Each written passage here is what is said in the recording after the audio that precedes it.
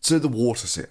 Because if you believe hard enough and give them enough money, a computer-generated mushroom will somehow defy the laws of physics and work. No, really, I learned it all off this sappy, manipulative video. After walking for hours along remote trails, they fill their containers with 40 pounds of water and carry it back to their village along the same dangerous track, often with young children in tow. So notwithstanding my previous 2 videos on that, showing how the device will probably never work at all in the desert, and even in hot, humid areas, areas where there's typically lots of rain, it would work for maybe 1 day tops.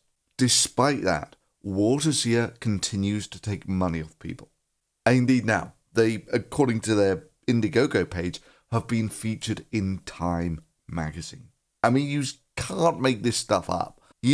First Berkeley, then the National Peace Corps Association, now Time magazine. Yes, there it is, under the title of Big Idea, a well that sucks water from air. And right above an article of the dangers of having too many experts. Well, fine. So I'm going to take a look at some of the research done on the Waterseer project from Viki Labs, in collaboration with the UC Berkeley Sutaja Center for Entrepreneurship and Technology and the UC Berkeley Jacobs Institute for Design and Innovation. We've added the prototype proof of concept field test. Because Berkeley be smart, yo. So great, we can click on that link and see their proof of concept research. Strap yourselves in. The test device consisted of an aluminium tube 2 inches in diameter, embedded in the ground roughly 3 feet. A 1 square meter rectangular aluminium condensation surface was attached about 4 feet above ground level in a V shape. Cool, and they've even given us working numbers for how much they think it's going to condense per day, and they say it's going to give about 9 fluid ounces per day, about 1/4 of a litre.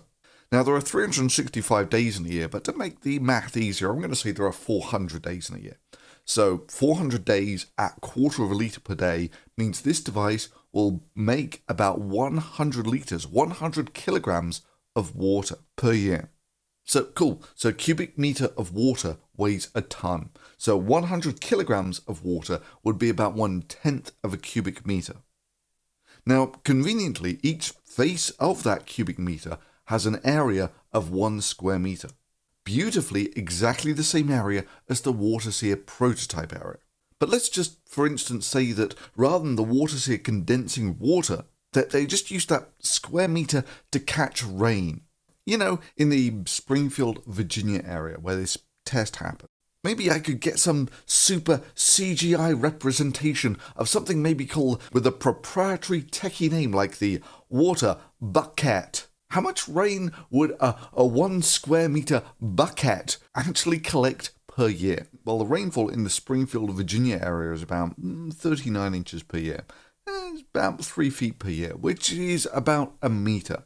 So that would be more than enough to fill a water bucket and would have generated over 1,000 kilograms, over a ton of water, compared to the 100 or so kilos that a 1 square meter proof of concept Waterseer got in the exact same location. Yes, quite literally, by leaving a bucket outside, it would be over 10 times more effective at collecting water than the Waterseer proof of concept experiment.